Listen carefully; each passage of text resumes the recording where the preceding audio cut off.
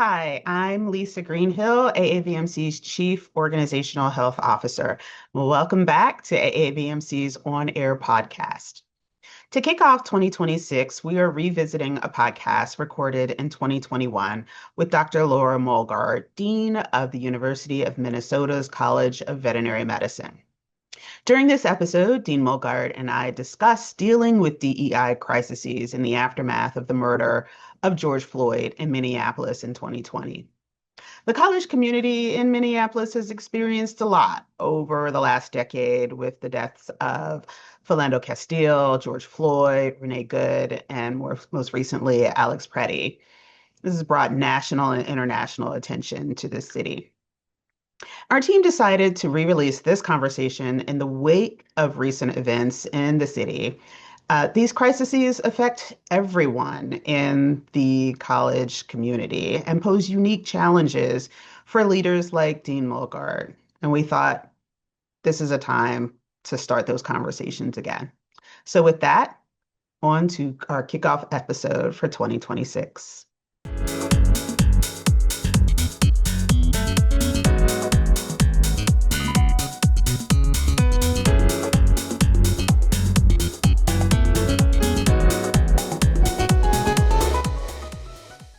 Welcome to the Diversity and Inclusion on Air podcast. This podcast is a program of the American Association of Veterinary Medical Colleges Diversity Matters Initiative. The podcast explores various issues related to diversity and inclusion in the veterinary profession and provides the AAVMC an opportunity to offer ongoing diversity programming to our member institutions, as well as all veterinary professionals. My name is Dr. Lisa Greenhill. I'm the Senior Director for Institutional Research and Diversity at the AAVMC. So today, we're talking about leadership in the midst of crisis, and specifically diversity and social justice crises. Now, I could certainly talk about all the crises that veterinary leaders have to navigate, and there's certainly no shortage of those. But I do want to be pretty specific in narrowing the scope to some really kind of sadly high profile, kind of gone virtual nationally or even globally crises. Over the last few years, we've seen numerous, of course, shootings of unarmed BIPOC folks by law enforcement and certainly some others. Some of these events have happened near AAVMC member institutions. So for example, Alton Sterling was killed in Baton Rouge, not far from LSU, Andrew Brown in North Carolina earlier this year. And of course, Philando Castile and George Floyd, both near St. Paul, Minnesota. We've seen how these events have kind of shook the surrounding communities, and certainly we're all aware of just how big the protests last year surrounding the death of George Floyd became in particular. Now, last year, I reached out to my guest after the murder of George Floyd, as I'm sure many others did, to just ask, is there anything I can do to help? And also just to see how she was holding up. This year, as the Chauvin murder trial concluded and we were all awaiting a verdict, I reached out again. How you doing? You ready? Kind of everybody's bracing, only to find that, yeah, they were still bracing. Pandemic still going on. And oh, by the way, they're in the middle of their COE visit, a really easy day at the office. So, clearly folks are still juggling daily life. They're juggling the pandemic.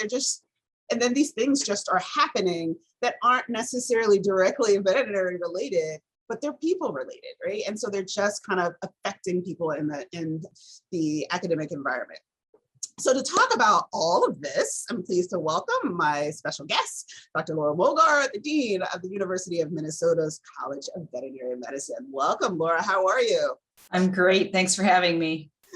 Like after saying all that, I'm like, how are you? I don't know, but how are you really? Yeah, how are you really? So Laura, before we kind of dive into our topic, why don't you share a little bit about yourself?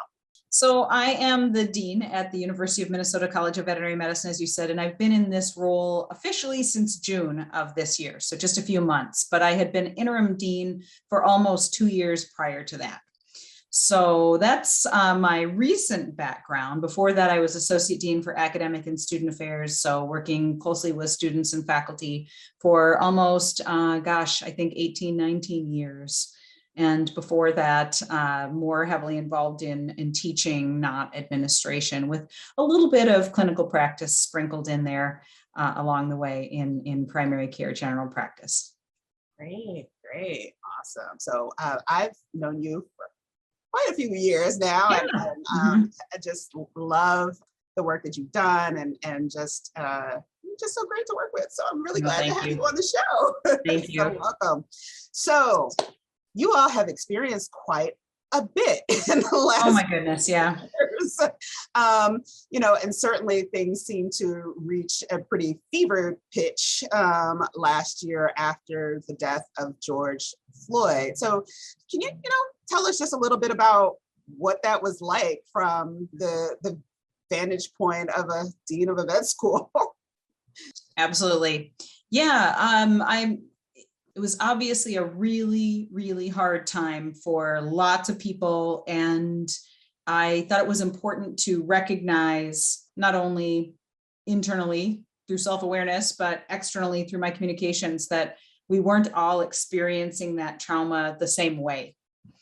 While everybody in the local community was in some ways in it together, it was very clear to me that my experience was not at all the same as the experience of somebody who perhaps lived closer to downtown Minneapolis, Lake Street area, and certainly different than folks in the BIPOC community who were a part of the College of Veterinary Medicine or experiencing that differently. And so that was one of the things that I really wrestled with, was how do I effectively communicate as the college's leader, but not represent myself as having the same experience that everybody else within our community was having. Yeah. So that was a lot of the kind of internal struggling that I was having at the time, and why I reached out to others for help. Yeah, because I can imagine that. This was a major traumatic event. Right. College had actually experienced something similar. Yeah. Just a few years ago with Philando Castile, and he was killed much closer to the school. Much closer. Yeah. I think that when you last visited, I think we drove by there, right? Yeah. So Philando Castile was killed just blocks from the College of Veterinary Medicine. And that was its own very different, disorienting experience for people who haven't spent any time in the Minneapolis, St. Paul area. These are called the Twin Cities. So St. Paul and Minneapolis are together make up the Twin Cities. And the vet school is on the St. Paul campus, and the rest of the health sciences part of the university are on the Minneapolis campus. But Philando Castile was killed so close to the College of Veterinary Medicine, which is just, although it was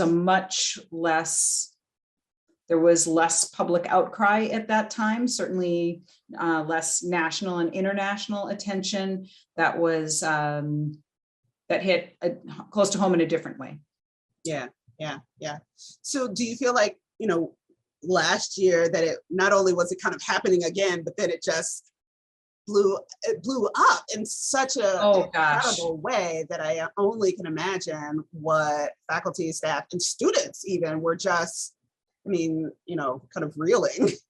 Yeah, definitely. The focus on George Floyd's murder was so much more intense everywhere, including locally. Yeah. Certainly, obviously in the Twin Cities, but locally at the College of Veterinary Medicine. Yeah. How did COVID complicate things? Well, yeah, COVID complicates everything. Especially back then, the way these are hard conversations to have, but when we don't have really the opportunity to physically get together to have conversations, that adds to the complexity. And back then, our veterinary medical center and our veterinary diagnostic lab folks were on campus working really throughout the pandemic, but the rest of us were required to be remote at that point. And so all communication, at least around these events, was through email or occasionally Zoom. And, we know that that's not the best way to communicate about really hard subjects. Yeah. So email and Zoom, but, what are some of the things that you did to try to kind of help get your arms around right the flood of emotions? And by the way, I just want to make sure that I'm clear with the listeners that I'm not proclaiming that I did things perfectly or that I am a role model for this. And I just want to make really clear that I'm talking about the struggle and the journey more than the kind of the playbook. Yeah. So, I reached out to our diversity committee and our diversity committee members to get some help with thinking about messaging.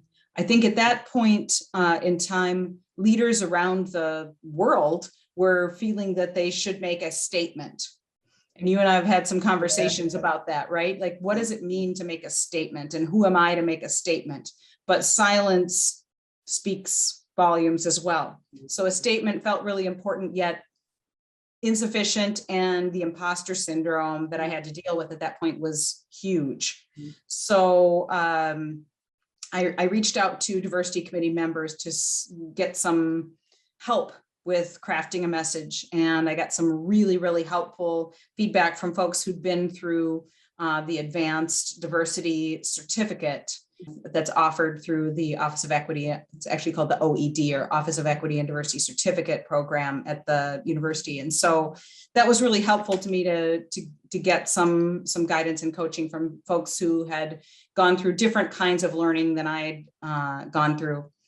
And yet, given the kind of lack of representational diversity at the University of Minnesota, especially within the College of Veterinary Medicine, I was really well aware that we didn't have BIPOC voices represented. And one of the things that I think struck me in sort of reflection shortly thereafter was that, of course, BIPOC folks are going to be impacted differently than majority folks in this kind of event. And so we think a lot when we're doing DEI work about not leaning too heavily on BIPOC folks, but especially in a time like this, when we both need those voices the most, and either those voices may not be available because they're dealing with their own real-time stuff, depending on where someone lives and how close they were to sort of ground zero of that and the protests and other social unrest. But also just that's an awful lot to ask.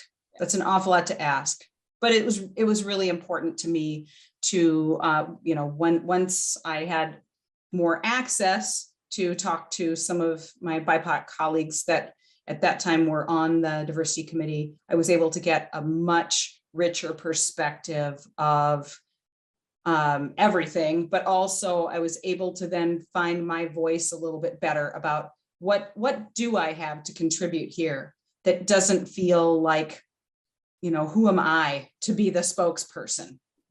Yeah. I can imagine that it just kind of, I guess, as a person of color, as an African American, just kind of thinking about what that must be like on the other side. Like, do I send them an email or not? Right? Yeah. Do I pick up the phone or not? I've been pretty open about the fact that I've been doing this work for so long, and yet last summer was, without question, this last year has been the most difficult of my entire career, because the need to balance effectiveness while also trying to deal with your own stuff, right? Your own trauma is hard.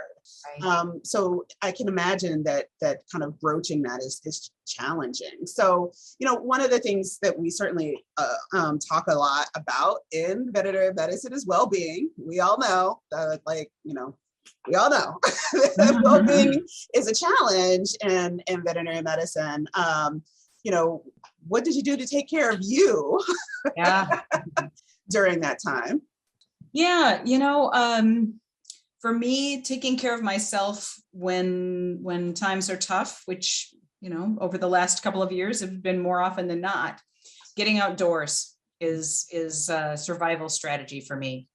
Getting outdoors, whether it's walking the dogs or just sitting outside when I can sit outside, or I think I remember at that point actually getting away to do a little bit of camping and just sort of unplugging from things to some extent, while also to another extent staying connected to try to continue to know what was going on and advise on things like, we had to go into reduced operations, because of the uncertainty of the sort of safety of clients and staff and faculty as protests kind of moved around the Twin Cities. So it was certainly a balancing act, but I guess that's one of the, if you can say it, silver linings of the pandemic. At that point, I was required to work remotely. And so being physically on campus to be a support wasn't an option, nor would it have been supportive. Yeah. So, but yeah, when possible, getting outdoors and sort of reconnecting to nature is sort of my go-to. So here's a dumb Southerner question. Not that we Southerners are dumb. Don't anybody start tweeting me or sending me nasty messages, but I'm a Southerner. But so how does that work during the winter? Because we are not. Yeah. We're not Minnesotans. Sure. Right. Warm clothing, polar fleece lined pants, and a really nice parka is what you need to get outdoors in the winter at Minnesota. And so I was one of those people who got a pandemic puppy, and she's gotten me outdoors a lot more than I did before the pandemic. So awesome. You gear up and you get outside. Yeah. All right. I believe you. I believe you. So, not that you can prepare. You can't. You can't prepare for things like this. Most crises, you can't prepare for them anyway. You can do that emergency kind of preparedness as much as life allows, but right. But what kinds of things might you have in place to help the college or other colleges? What kind of recommendations might you make to help folks navigate these crises? Yeah. Well, part of it is having the right people on your team, having a team with the right positions on it. And that was, so we did not at that point, had not yet hired our Director of Diversity, Equity, and Inclusion, Elizabeth Martinez-Podolsky. But the process to navigate to create that position was well underway at that point. But since then, having Elizabeth on the team has made everything so much better. To have a professional who has the experience to be there to help advise me and coach me, but also to help work with others and support others when they're going through whatever the crisis is. And there have been other crises besides the ones you mentioned since then. Yes. So it's been really fantastic to have her on the team. With both the DEI expertise and also the higher education administration expertise has been phenomenal. Before Elizabeth was on the team, again, having some sort of community of practice or a committee of folks who are doing the work, I'm not an expert. They are often not experts, but that are doing the work and learning along the way is, I think, been really helpful. And we've done that in a couple of ways beyond the diversity committee that we've had since, maybe 2016. So not as long as we should have, but as they say, the best time to plant a tree is 30 years ago and the second best time is today. So So having that committee has been really helpful, but also more recently, and maybe it was shortly after the Floyd murder, we convened something that is a group that is our administrative diversity subgroup, meaning it's the dean's leadership team, a subset of that meets regularly to talk about DEI leadership challenges and strategies across the college. And so that's been an additional great step that we started before Elizabeth was hired, and now Elizabeth leads it now that she's in place. But that's been another really helpful asset from the point of view of proactive planning and reactive when the whatever the thing is happens, to have a group that's already working effectively together and has some positional authority, to including, folks from across administration.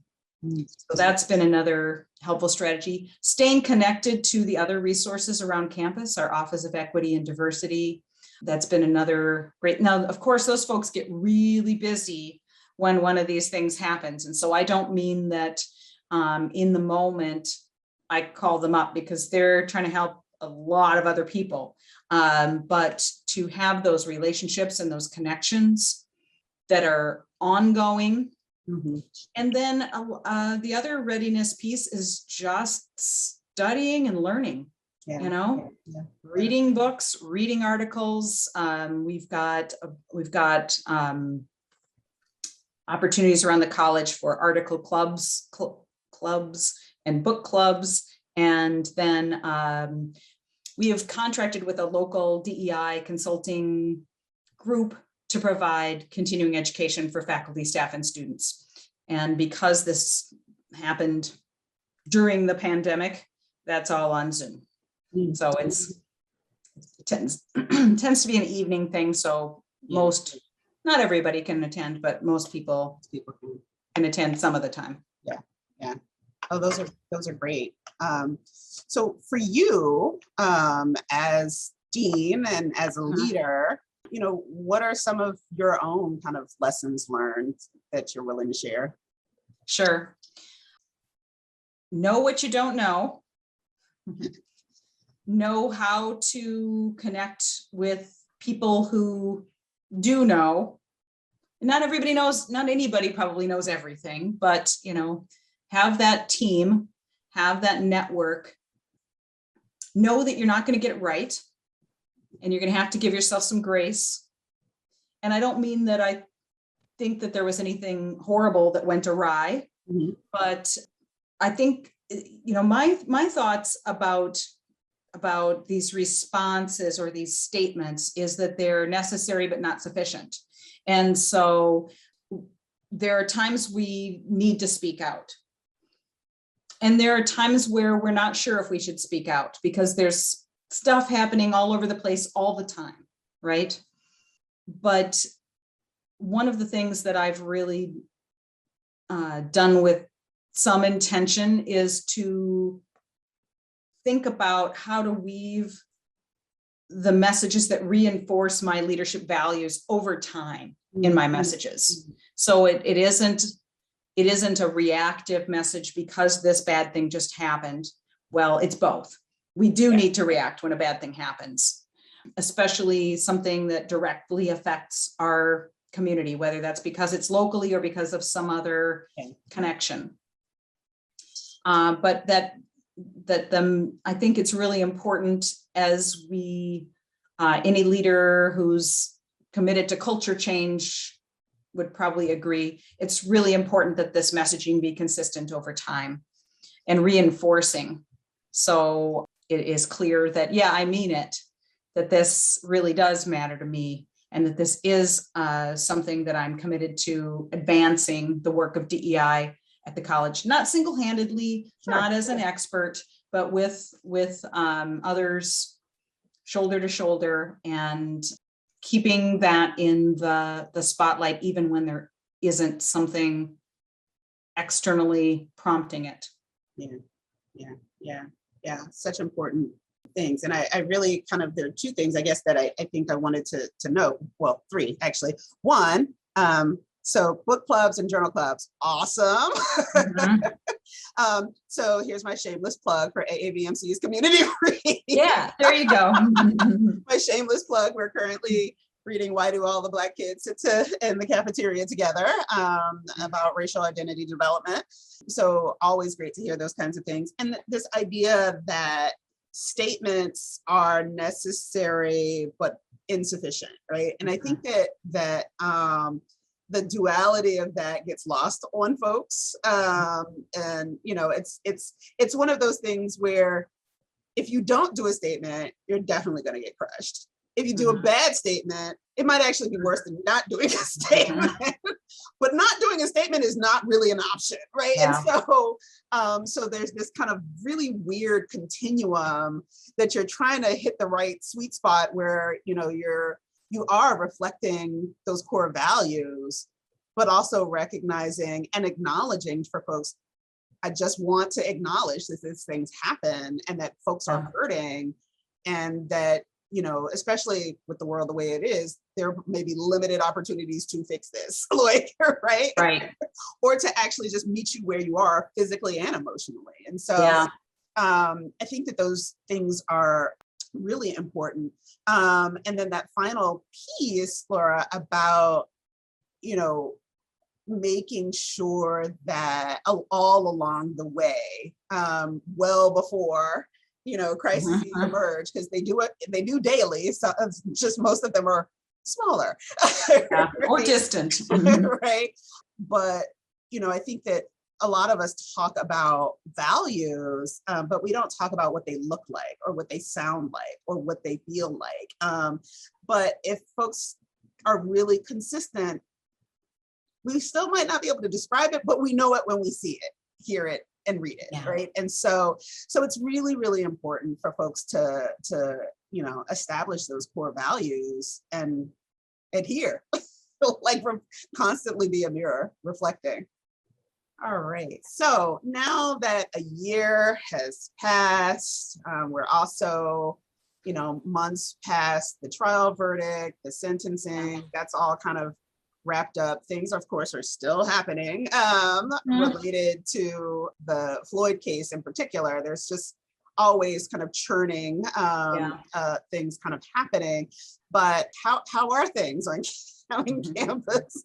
Have you just moved on to new crises? To some extent. I mean, the I was going to say news cycle, but it's really the attention cycle kind of shifts from time to time. And right now, I would say over the last few months, our students have been more focused on concerns about student mental health services, with some restructuring that we've been doing at the college, and with the increased need and demand for student mental health services across higher education, right? We're not unique there.